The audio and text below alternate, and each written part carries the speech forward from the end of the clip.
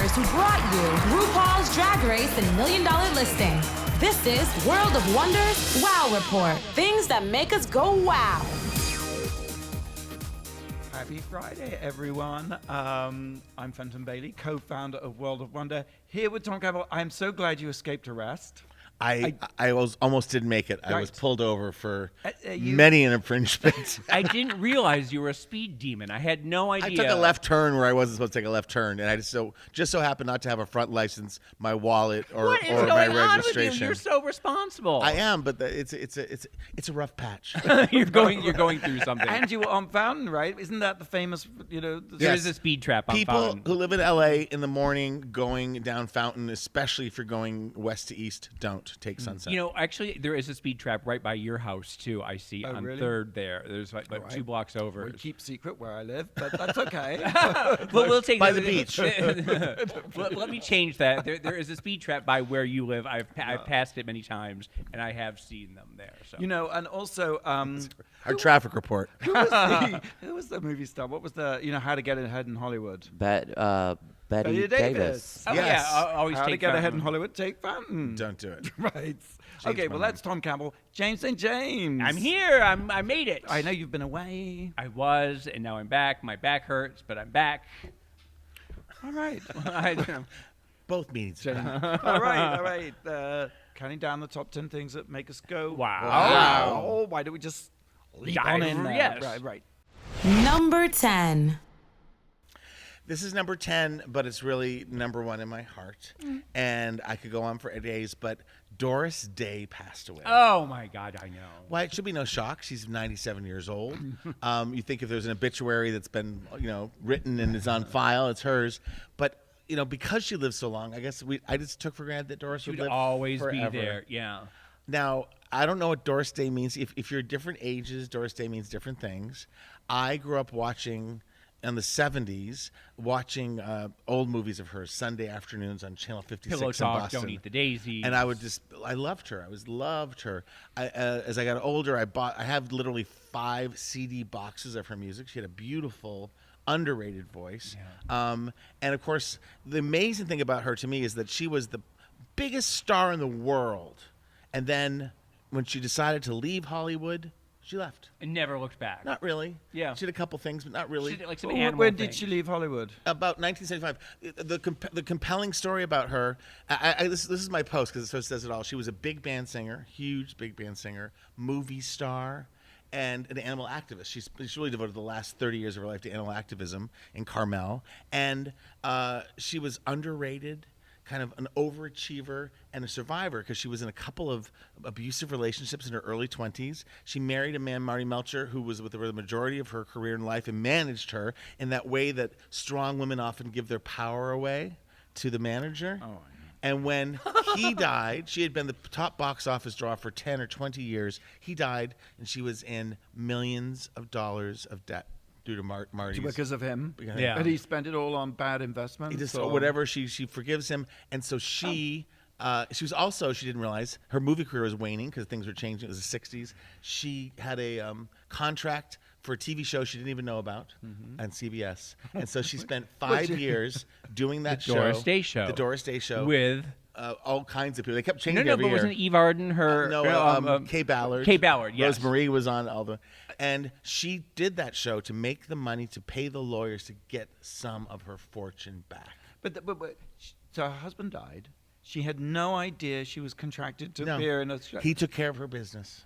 And she was millions of dollars in debt, and so she's going through everything, and she realizes, I have this contract. She thought she was at the end of this illustrious career. She had $20 million in the bank, and she was $20 million in debt or something like that. So she ended up doing this TV show that was really a fabulous TV show. But always with grace. There was never a victim to her. And I just love that. And I also say that fate put her next to her sick friend Rock Hudson. Well, I was just going to say that was one of the great things about her is that she always stood by him. But on the day, like the fate, excuse me, my It's phone's the police ringing. calling. It's the police. But fate put her next to Rock Hudson on the day that the world understood AIDS and realized that someone you love could have AIDS.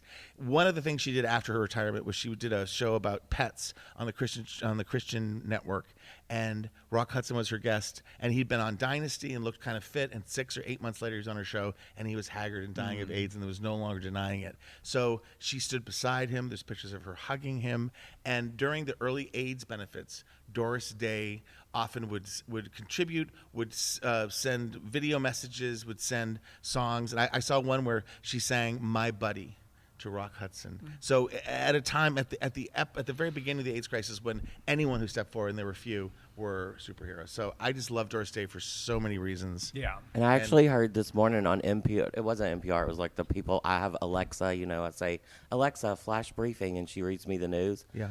Doris is not having a funeral. She said it's like in her contract. She didn't want a funeral. She doesn't want a gravestone because she was shy. Who's still around? Who is she? She outlived everybody. It was her foundation. Oh. The only one I can think of, one of her just co-stars. put me in an old body bag and toss me over the side. Kirk Douglas is still with us. They did a movie That's together, true, Man right. with the Golden Horn. Doris Day, rest in perfection. Right. Love you so much. James, number 9. Number 9. I watched a documentary that was absolutely fantastic, and I really think you will like this, Tom. I really want you to watch it. It's called The Last Resort on Netflix, and it's about 2 photographers. It's in post-World War II. There was a big influx of Jews coming from Germany who had survived the concentration camp. They moved to Miami Beach, and there was a lot of anti-Semitism still in Miami at the time. So they all gathered in South Beach at the time. And there was just thousands and thousands of them all living together.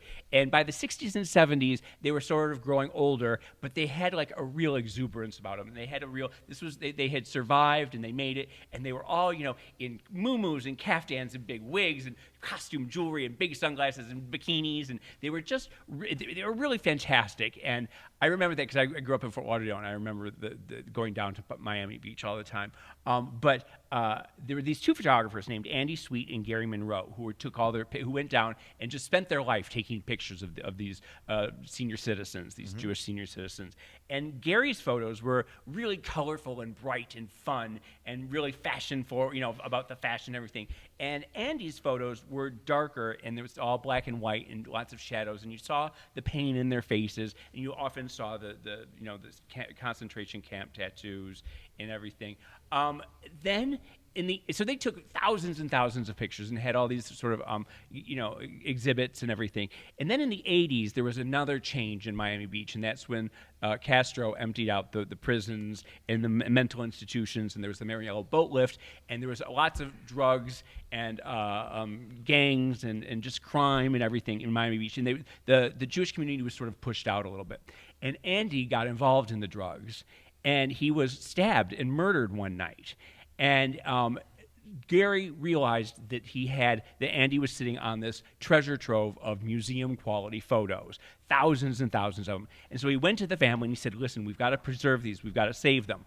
And the family said, hell no, you ghoul. He just died. The body isn't warm yet. What are you doing? And there was a big rift between the family and this other photographer. And so for 30 years, the family didn't talk to Gary.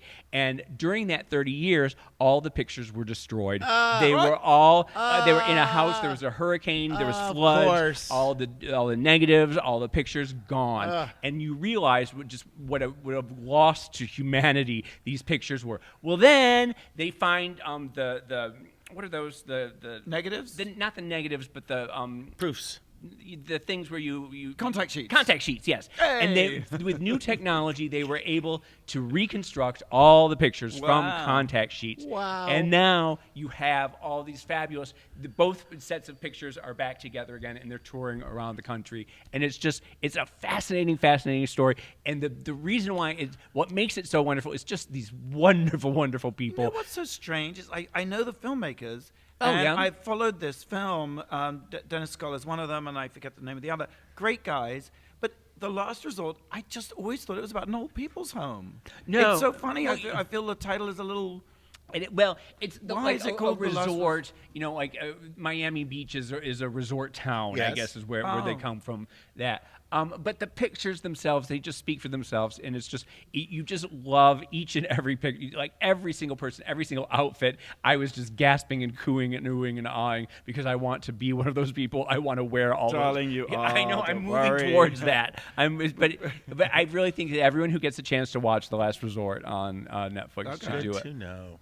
Slim Aarons also took beautiful photos Well, of that. it's- How does it relate to his work? He was a more of a socialite Well, photographer, but on the East Coast, right? It's interesting because, like I said, I grew up in Fort Lauderdale, and Miami Beach was mostly Jewish, and then Palm Beach was all WASP and upper class and society, and so that Slim Aarons was more in the Palm it was more Beach. hoi polloi. Yeah, and so and Fort Lauderdale was somewhere in the middle between the two, and it's fascinating that the cities were right next to each other, Right. and they could not be more different. I wish there was someone who had documented Miami Beach, South Beach in the 80s, because when I went there, I think you were drying out there. It was like where people from Manhattan would go to like dry out, and James The and James 80s and was there. 90s, yeah, were and really it was really fun. destitute, but it was just on that upswing of being rediscovered. Well, It had because been the- hurricane destroyed in 50s. 92. Yeah. Well, 92 was a bad one too, No, it wasn't was it? a big.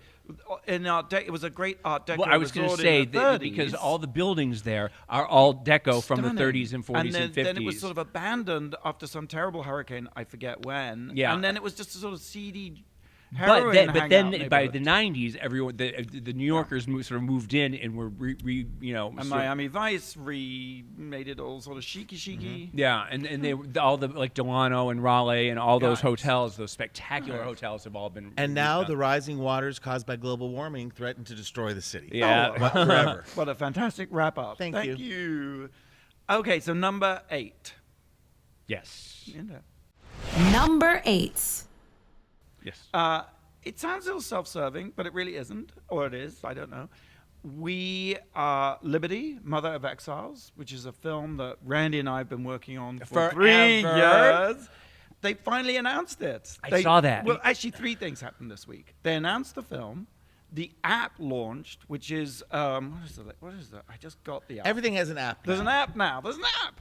And also the new museum, which we have been documenting the construction of, opened to the public for the first time. Which is part of the earlier Statue of Liberty. Yes, exactly. Oh, I should explain. Break it down. This I is an know, HBO documentary. I know. I've been making it for so long. No, I'm I in the know. weeds. And we don't know that much about it. So Have you here's heard what about it? happened. Well, we know that it's Years ago, DVF became involved. Well, we need Diane to say von who that Furstenberg. is. Diane Okay. von- When you're Oh, so close. Yeah. Diane Miss- von- I just call her D. Diane von Furstenberg. I thought people would know No, DVF. no, Diane no. von Furstenberg. She's out of context She here. is married to Barry Diller, and she was tasked with raising the money to build a new museum on Liberty Island because after 9/11, they basically closed the Statue of Liberty after 9/11, Right. fearing terrorism.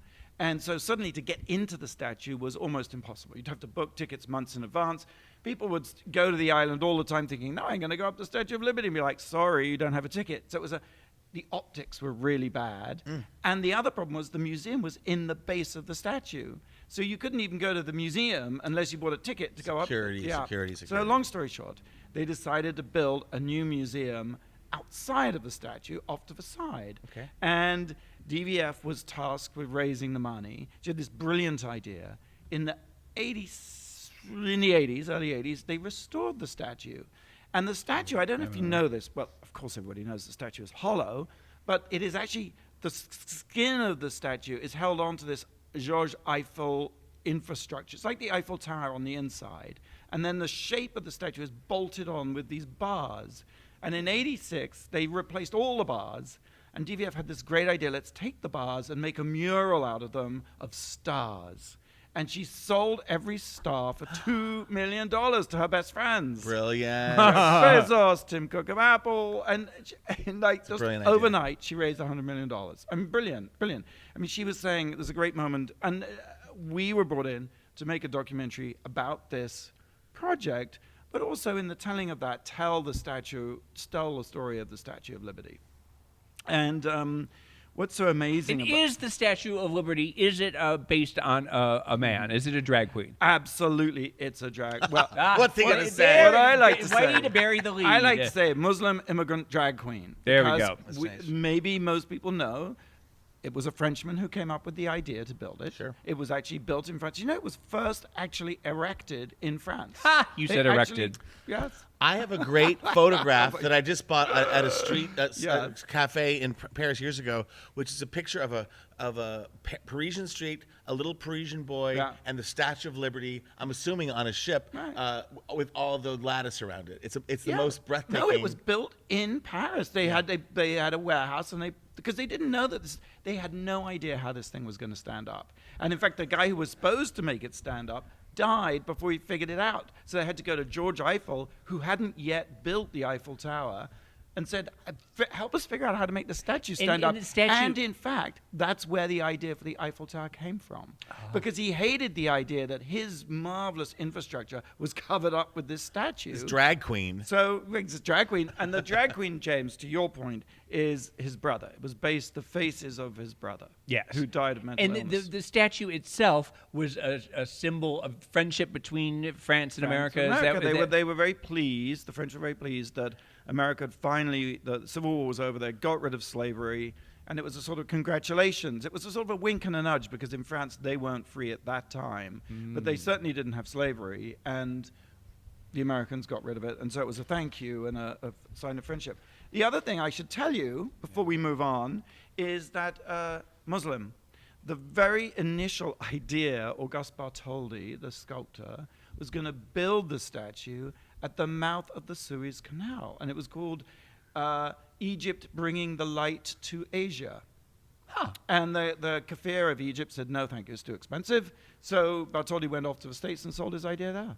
what is a kafir So of Egypt? The first, it's the ruler, the guy in charge, the Donald Trump of I Egypt. do learn so much here. So Muslim immigrant drag queen, Liberty Mother of Exiles is the film we've made for the last 3 Fenton, years. when and where can we see it? Well, not just yet. Well, wasn't it Actually, supposed if to be? you download the app, the first 15 seconds is the first thing that you see on the app of the film, and then there's a link in the app. 15 seconds?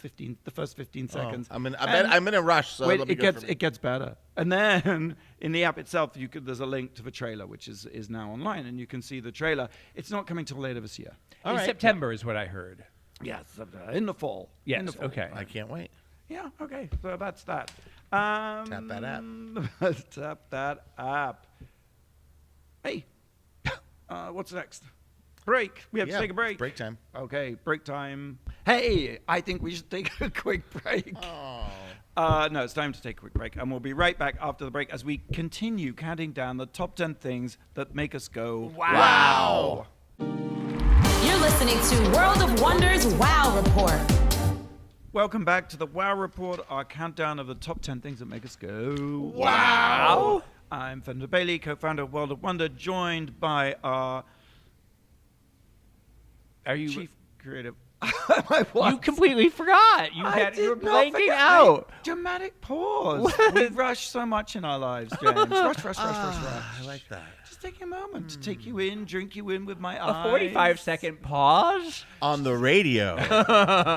Well, if you're watching on Wow Presents, you can be seeing us too. Yes, the blank look in our eyes. Anyway, I'm here with Tom Gamble, now that I know who you are, Chief Creative Officer, and James St. James, troublemaker. And Blake, of course. Hi. Okay, so we are moving on with the countdown, and we've reached number 7. Tom. Number 7. I started the show by talking about the passing of Doris Day, which I think spans decades. This person who died, Peggy Lipton, passed away. It was kind of a shock because I think she'll always be, she was in the Mod Squad. That's how we all know her. She'll always be that And person. she'll always be that person. To me, and it sounds odd, I was very young when the Mod Squad was on, but it was... Wow. Not that young. I mean, I was a kid. And it was the late 60s, early 70s. I think it was an Aaron Spelling production. And it was still a network television show, but it was radical because it was the first TV show to sort of take the counterculture, hippie, generation and took it seriously and made a drama about it. And it was an interracial, 3 young kids who became like undercover cops. And Peggy Lipton was like America's Twiggy. right? She was so beautiful, and it was her whole life. And it's just that moment when, and it's the late 60s, early 70s, and it was after, 65 with the Civil Rights Bill, and everything felt like it was getting better. On other channels was like All in the Family and the Jeffersons. It was just this moment in time when, as a kid, full of optimism, I thought, like, we're all going to get along. It's all going to be better. Spoiler alert, a lot happens after that. But Peggy Lipton represented that beauty. She's also famous for, I'm reading about her obituary, and because you don't think of her that much. She kind of faded away. She did Twin Peaks. She married Quincy Jones. They were married for a long time. They had 2 beautiful daughters. Her legacy is Rashida and Kidada Jones. Who dated Tupac for a long time. Did she? She was dating him whenever he passed away. So she had a good life. But I just... Peggy Lipton. No, Kidada. Kidada. But she was shy. She kind of stepped away from fame. She had the absolute opposite reaction because she was a phenomenon. She was the face of a youth movement. And I don't know. I'm just getting old, I guess. But she had been diagnosed with colon cancer, had been treated for many years, but finally succumbed to it. But she was only, like 60 years old or 72. something? She was 72, okay. But she looked damn good. Yeah. I remember because she is on the background, a Pretty Young Thing, on the Michael Jackson album. Oh. That's when I made the connection that she was the Quincy Jones. What's the Mod Squad? The Mod Squad was a TV show, what we're saying, in the late 60s, early 70s, and it was It looked like that. What did they do? Were they Well, ghost hunters? It was No. It was another cop procedural, but the idea that they were taken from the counterculture and undercover to break up. It was sort of more it was young like people 21 crimes. Jump Street for the early Yes. 60s. Oh, thank Yeah, you. they were kids they were counterculture kids. They were hippies. They were mods, and they went undercover for the police to try and bust up, all sorts of. Clarence Williams III, Michael Cole, and Peggy She Lipton. looks a little, in that picture, I think Peggy Lipton looks a little like Chloe Sevigny. I'll buy that. Okay. But she was stunning. These sunglasses, the straight, dirty blonde hair. We weren't allowed to watch it when I was growing up. Oh, because you're a little bit younger Why? than I am. Well, because it was a little too Grown up. yeah. It's very too tame hippie, by yeah. today's. But Well- people would OD and things happen Yeah, it like was. that. Yeah, it was Counterculture. Remember in '99 there was a movie with Claire Danes? in 1999. A Mod Yes. Squad The Mod remake? Squad, yeah. Yes. Uh-huh. And Peggy made a cameo in that. I guess she went on to Twin Peaks. I've never really been a Twin Peaks fan, so a lot of people know her from that too. But after she and Quincy divorced after like 20 years of marriage, she acted a little bit again. Again, not the Doris Day of my life, but just A place in time. a place in time Yeah. and an era that's slipping away, and she's one of the first to go from that era. So Peggy Lipton, Rest in say hi to perfection. Doris Day and rest in perfection. Yeah. James, number 6. Number 6. What is my number 6? It's a bizarre commercial. It's a very bizarre commercial that I really want to point out to everyone. I am a huge Kathie Lee Gifford fan. I am probably the biggest Kathie Lee Gifford fan on the planet. I will fight you for that right after the show because I love me some Kathie Lee Gifford. I've been following her since she was a La La lady for Name that tune. Name that tune. She was a Stop. Oh, sorry. girl. She was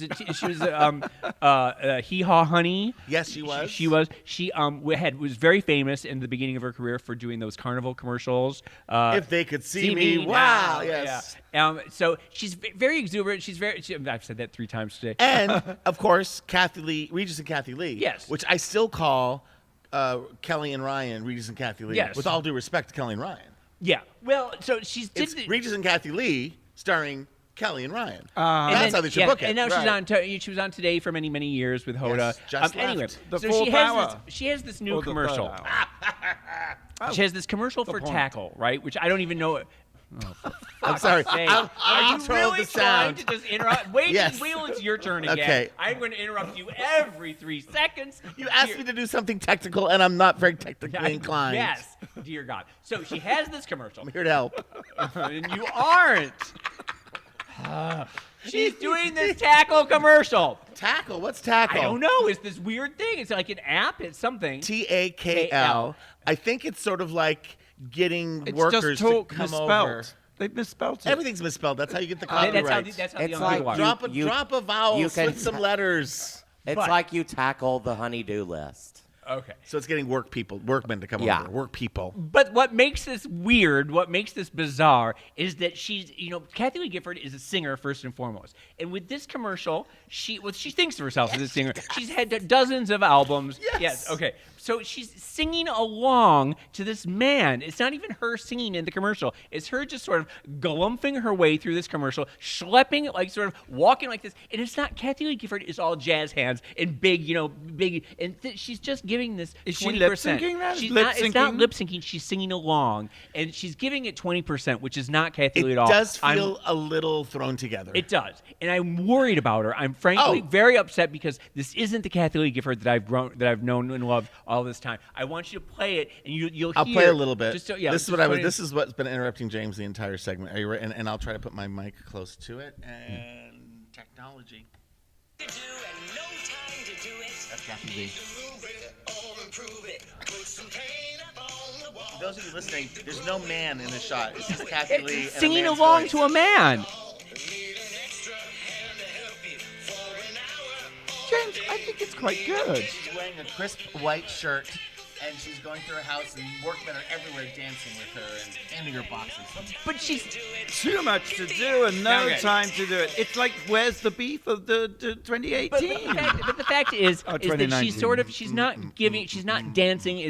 James, I really like it. I want to get some TAKL right now. But it's weird that she's singing along and it's not even her singing in the voice. It's slightly upsetting that she is singing over the guy's voice. It's good to have the guy because it's like the men are going to do these jobs that you need doing. I'm glad that you read into that. I was thinking that this was sort of a sad decline. It's a little low budget, yeah. But I thought she still had that same perk. The same thing she was sort of when she was going down like the Lido deck of the Carnival Cruise. She's doing the same thing, but in I this, agree. This I think house in the valley. She's got radiance. She's got energy. I think this is a good commercial. It's a new chapter for Kathie Lee, and TAKL ad is the beginning of the next chapter. And if she didn't talk or sing over this guy, we wouldn't be talking about it on the show. It's true, but I think that if you ever get a chance to watch this commercial, make up your own mind. Never get a chance. This is going to go viral, man. Now I've helped it. We should post the details on the WOW report so people can. I have things that need done. Okay. All right. Should I push the button again and interrupt James? No, we're good. Number 5. So you have a weird ad, and I had a weird app. Another app. It's 2 apps. An ad for an app and So a weird app. did I ever tell you about? Maybe it's like 2 apps. EMBR, right? Yeah. My heating. We've my been mug. talking about that all morning. Yeah. It's my self-heating mug. It's so weird. It looks like a regular mug, except there's a little light on the I love bottom. the way you explain things because it's very clear. Well, I'm from QVC. It's like yes, and this device keeps my tea hot because how many times do you find you're drinking your cup of toffee, your cup of coffee, or your cup of tea, and it's too hot so you don't drink it, and then you drink a few sips, and then suddenly it's too cold so you don't drink the rest. In fact, there are apparently research has shown there's something like 45 seconds of optimum time for you. 37 seconds. I love to that. drink your drink. So anyway, long story short, or short story long, I guess in this case, Edward, who used to be my assistant, got me one of these because he's just fed up of making cups of tea all day long. No, Edward was promoted. He's still with us. When he did this, he was instantly promoted. And the really neat thing about it is you can control it from your iPhone. What? Yes, there's an app to control your mug. But that isn't even why I'm telling you this story. So this is EMBR, EMBER, and we'll put the link. That's on not the story? No, because now I'm going to tell you about EMBR, EMBR, and that is. Let me just give you that pitch. Okay. What's going on? It's an app, James. It's an app. Existing temperature solutions haven't evolved in the last 100 years. Where do you think I'm going with True, this? I'll buy that. A third of the world's population is thermally underserved. Okay, do you know what I'm talking about yet? No. Hack the way you feel. Own your temperature. Yes. EMBR, EMBR, is your own personal thermostat. So what you do, you buy this thing, $300, $299. Worth it. It looks like an Apple Watch, but it doesn't tell the time. And you strap it on your wrist. And then I guess you get out your iPhone. And if you're like, I mean, right now I'm feeling a little hot because You're it's a looking little hot too, by the way, for those on the radio. Yeah, Wait, it put it controls on your your body What does it do? temperature? Has it? Okay. You put it on your wrist. Okay. And you turn the temperature down, Yeah. and within a few minutes, you will feel cool because this little thing here On your will wrist. cool. On the inside of your because it's wrist. on the sensitive spot, it gives your whole body the sensation of being But cool. does it really? People say that. I don't know that I've ever. Well, go buy one and see. Sometimes I put it like an ice cube right there if I'm hot. Oh, do you? And it really doesn't work. Oh, So it's a personal air conditioner. thank you. Yes. It's not a heater per se. It was thought up by 3 students at MIT. Well, you can, if you're a little cold, you can heat yourself up. Because I do Well, but think that of would like my have- Aunt Hazel is always cold. I'm always cold. I'm like your Aunt Hazel. Yeah, and you both watch General Hospital every day. But like, what happens if you have a fever and you're overheating? It's Can not you- a medical device, It James. isn't. It's Okay. a comfort control device. It's a thermostat. Well, you had to tell me that because I was a little confused.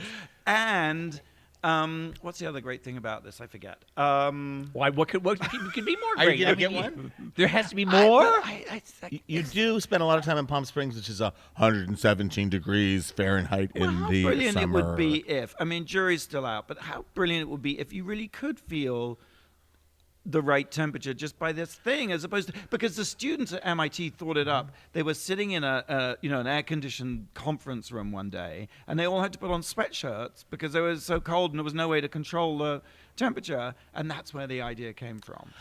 What if it could make you fly? I just don't believe it works. I want to see it. Proof in the pudding. I need to see it on QVC. Maybe they'll send us one for free. I mean, I'm more Yes. fascinated by this. I think that is the the Ember is cool. So if heat- Lisa Rinna told you it worked, you would believe Oh her? my god! Yeah, and how it just goes with everything. You can belt it. What about Kathy Lee Gifford singing a song about it? Now I'm in again. Right. I'm in again. You know, there is just because we need a lot of air conditioning when we do drag races, drag queens and things. And That's what Rue needs. Rue does need that. Well, they all do. They're all wearing padding and stuff. Right. And we once had the air conditioner people come, and they're like, you know what? There's technology made from the Eddie Murphy movies where he actually, because he wears all those prostheses and bodysuits, that they actually have real air conditioning pumped into the suit. That's yeah. what I need. Mm-hmm. But we'll see. Let's get one. Okay. We're going to take a quick break. Wow Presents Plus, I will just let you know that has another app. It's all about apps today. Is Wow's streaming service offering brand new videos starring your favorite Wow celebrities daily. This month, new series, new episodes of Hollywood, Oh, we do love some Connie. Fashion Photo Review, and James St. James Transformations. Yes. I find those unwatchable.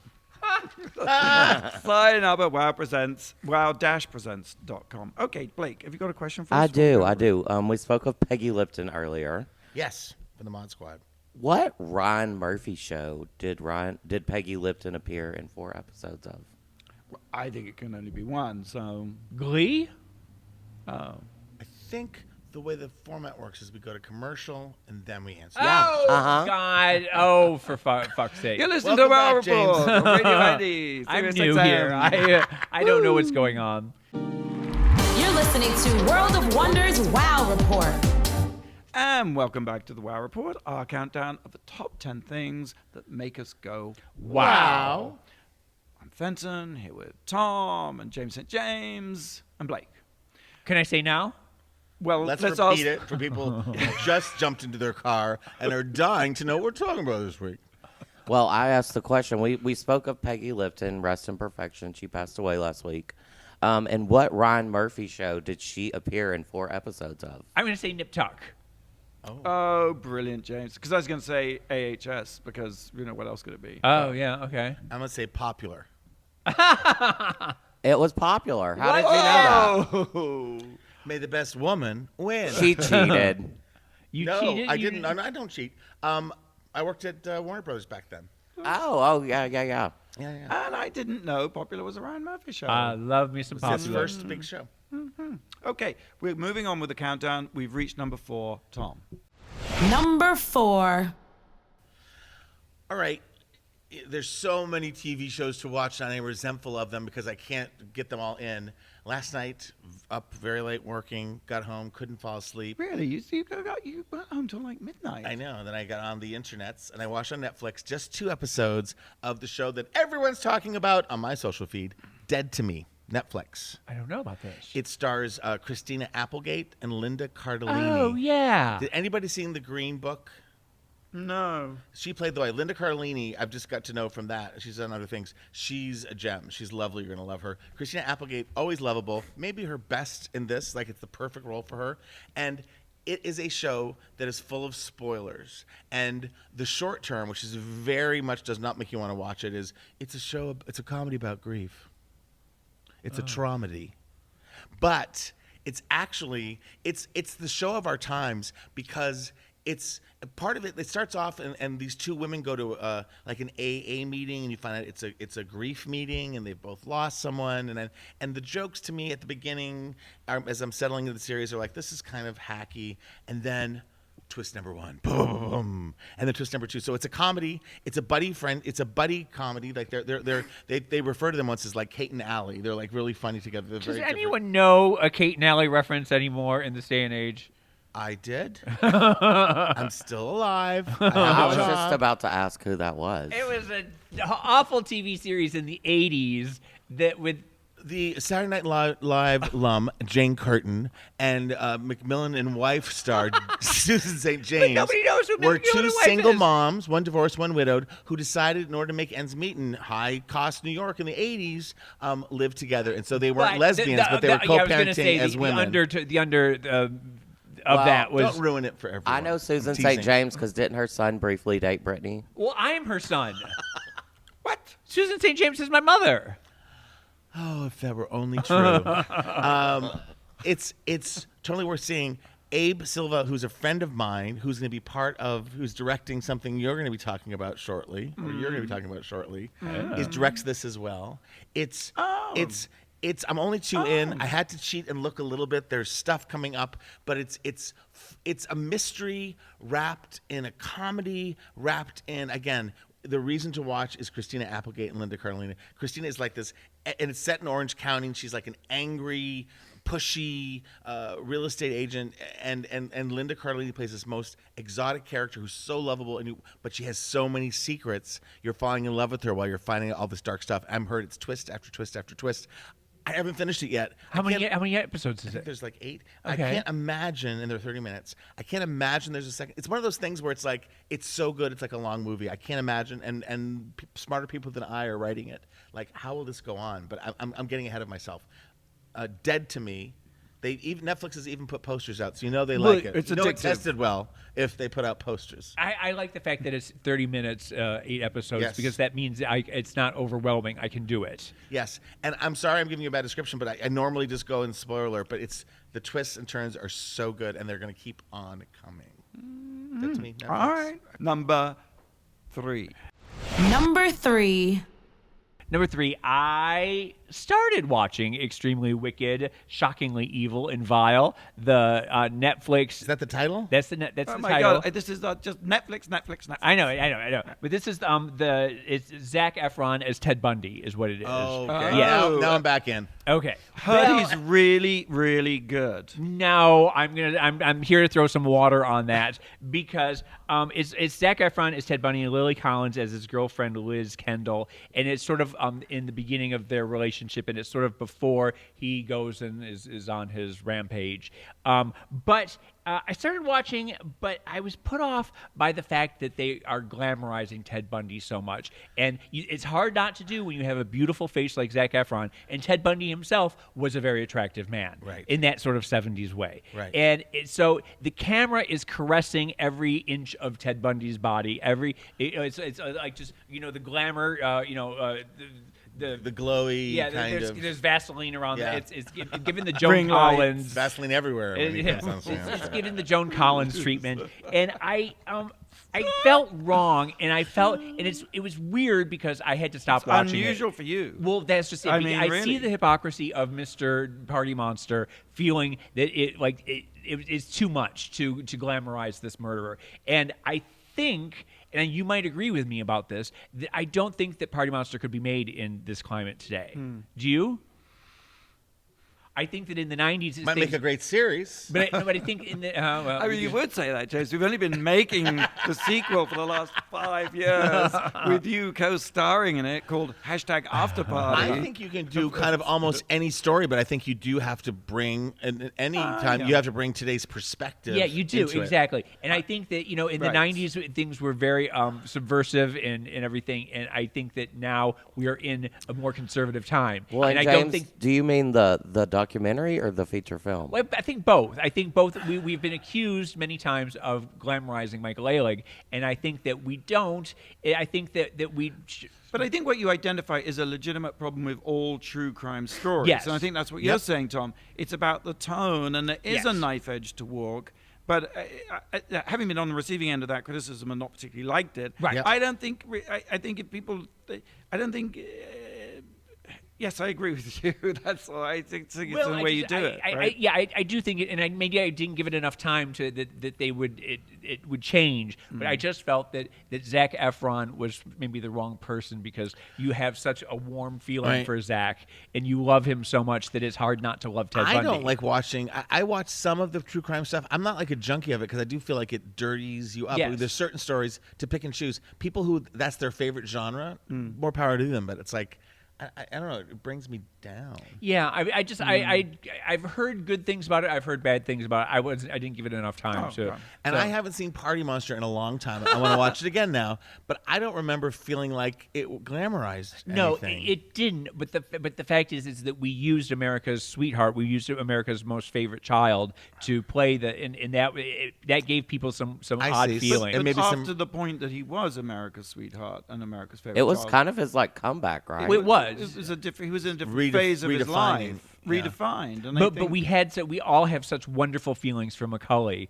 that it's hard not to bring that into when he's playing someone who is essentially unlikable to a certain extent, but also Your best friend. charismatic. But Macaulay, like Zach, are actors, and they want to have roles that challenge them It's and true. and, It's and true. break their stereotypes. So it is. I'm very conflicted about all of this, Yeah. and so I just wanted to talk I about think it. it's perfectly fine to start watching something and stop. Yeah, I do that all the time. Also, just as a public service for those of you listening or watching, please don't kill or eat people. Thank you. Oh, thank you. Didn't Ted Bundy? Did he No, that was Jeffrey Dahmer. Oh, I'm getting confused. But he was in that sort of. He's one of those salacious, sadistic serial killers, right? Yeah, in that very much category. so, yeah. Which you can forgive people for being fascinated by. It doesn't like Human nature. And the fact is Right. that Ted Bundy, were a lot of fans of Ted Bundy at the time who loved him because he was so hot. Called, right. And that was very weird and upsetting for. It was very confusing. I go as far, not to be controversial, but everybody wants to put a line between them and illness, be it mental or physical. They want to say, that's not me, push it away. And I think the real hidden truth is people watch crime and criminals and aberrant people to think like, what part of me do I see in them? Or what would have to happen for me to do that? Yeah. You know what I mean? Like, Well, how would I ever go the down human that path? condition, Right. Yeah. Right. Anyway. Right. Well, Watch it or don't. Please don't kill anyone. okay. So number 2, Number 2. I want to keep going with this theme. I have a Netflix show to talk about. Yeah. Merata, How Mom Decolonized the Screen. It is this Wait, most.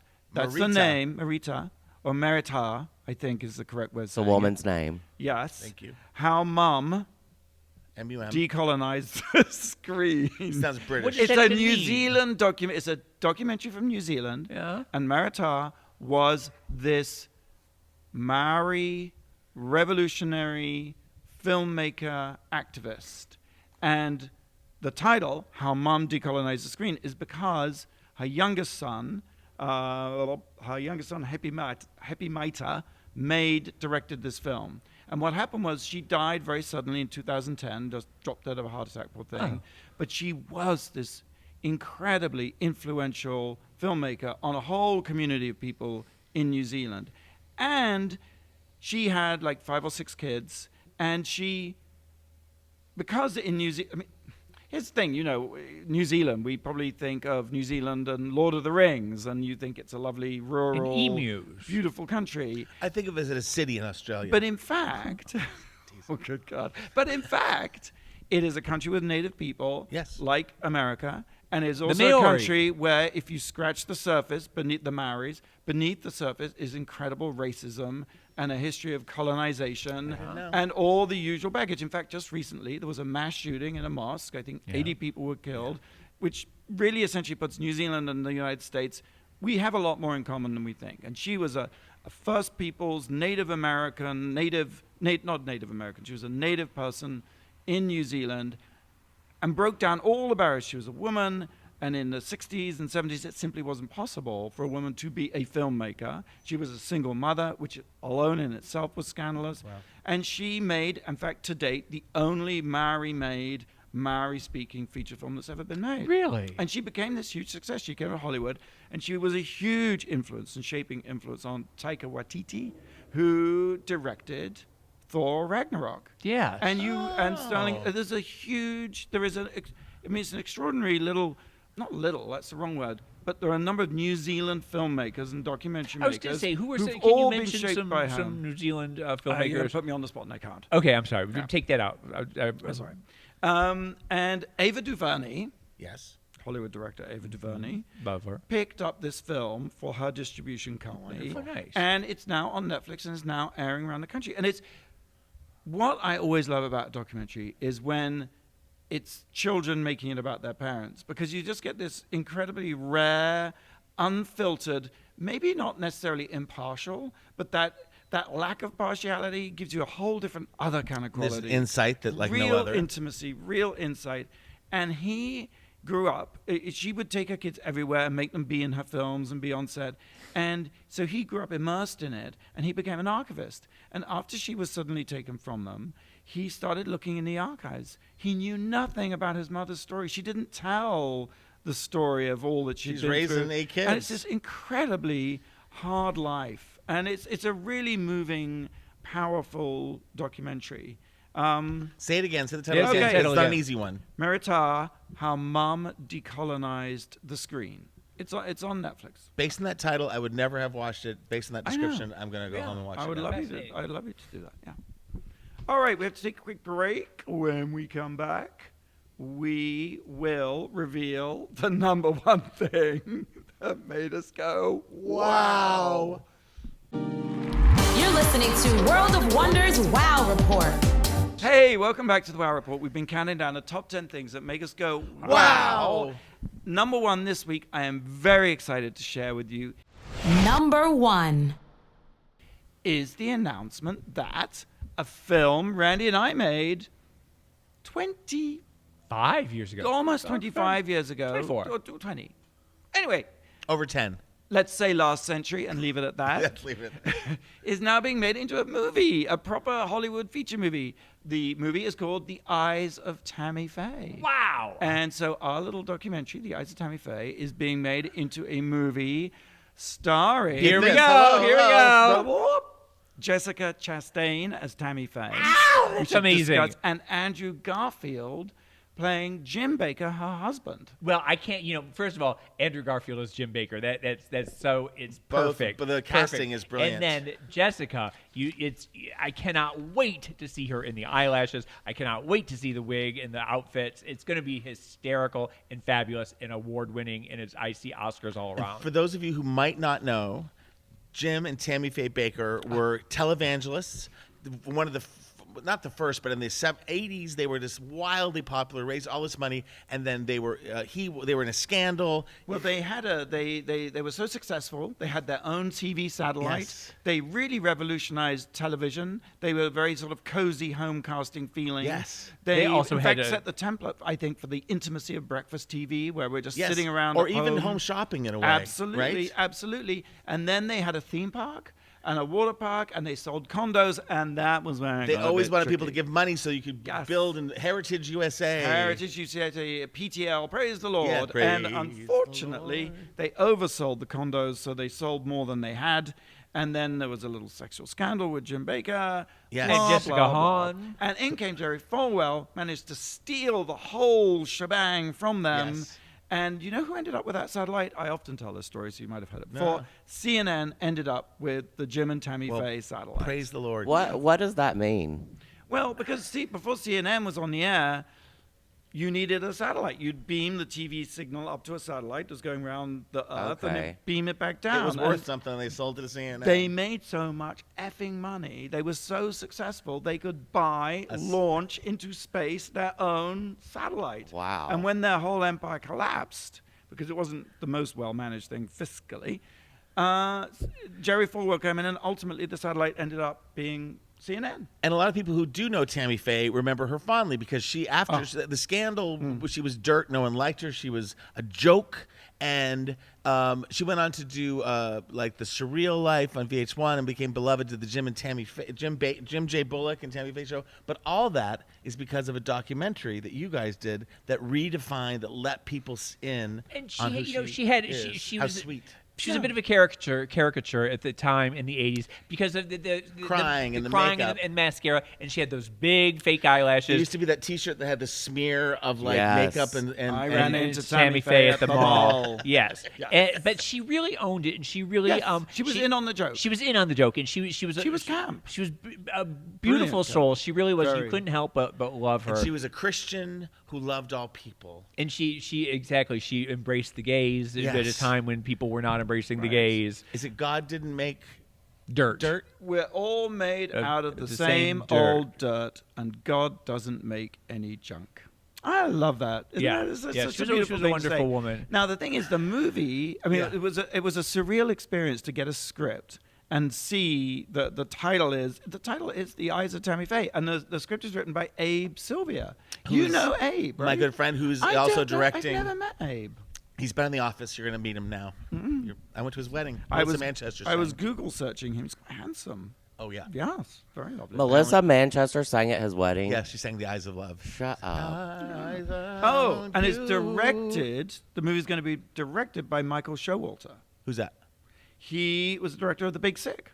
Oh, I love that movie. Yeah, Oh, it's going to be so good. right. I know. I'm very excited. So, about are you this. reading quotes from the documentary in the There are script? scenes. I mean, no dissing Abe, but Wait there a are minute. scenes Well, that's- that are just. It's based on the documentary. There are the documentary. I'm Wait a like, minute. oh. Is there going to be a Fenton Bailey and Randy Barbato character? Please let You there know, be. sadly not. I don't remember. I know, right? They're being they're composing them into one talking cat. That would be brilliant. A puppet. And I don't think they have the puppets. But anyway, I think it's going to be great. Very excited and very sort of humbled and overwhelmed and thrilled. That's really exciting. Congratulations. Congratulations. Thank you very much, darling. That's all we have time for today. Same time, same place next week. Let's Okay. do it. Let's be Okay. here. Oh, Fenton, next weekend, DragCon. Oh my! Oh no! I'm not ready. I'm not ready. DragCon is coming. DragCon is coming. I don't have my step and repeat ready. You better get Fascinating. on it, girl. What do you need? What? You have your own step and repeat? I have a booth. Yes. Okay. People are going to want to take pictures with me. I don't know if you know this. Have you done anything before the show? I just met you on the show. Do you have any People background? line up to have their picture taken with me. I need a step and repeat. It says "Welcome to my face." How about just a step or just a repeat? Why is it always a step and repeat? Maybe you're But aiming I'm too not high. ready. I'm not ready. I've got so much to do before next weekend. I'm very nervous. At the LA Convention Center, May 24th, 25th, and 26th. I'll be there. Yeah. You'll be there. I'll be there. I'll be Blake there. will be there. Blake will be there. I have And a so booth. will celebrities and drag queens and families, and everyone should come down. It's a magical time. It is, right? Yeah, It it's a is. great experience, and it's all Full of. kids and old people and, And young you can people. still get and- tickets. That's the best part about it. RuPaulsDragCon.com. Thank you, Blake. Okay. But wait a minute. Fenton might underwrite this with his own money, so selling tickets is very, very important. Wait a minute. But is this our? And shade buttons. Otherwise, and he'll be squirrels sleeping in and his soup car. cats. Please That's come right. to DragCon. Is this our third anniversary? Is this the third anniversary show? Oh, and this is our third anniversary show. I can't believe we didn't lead with that. We are the three Musketeers. We have made it 3 whole years together. Thank you, Andy Cohen, for And we're giving us still this talking. opportunity. I know. And I really wish we had worked a little harder on our third anniversary show. How about for the 4th year, we really, I We'll don't know. begin the 4th year with a bang. Yes, let's refresh it. Let's do a new set or something. Let's do it. Well, we can do 3 years in one episode. We'll have that'll be. Okay, until they go out and do something that makes the world go Wow. Bye.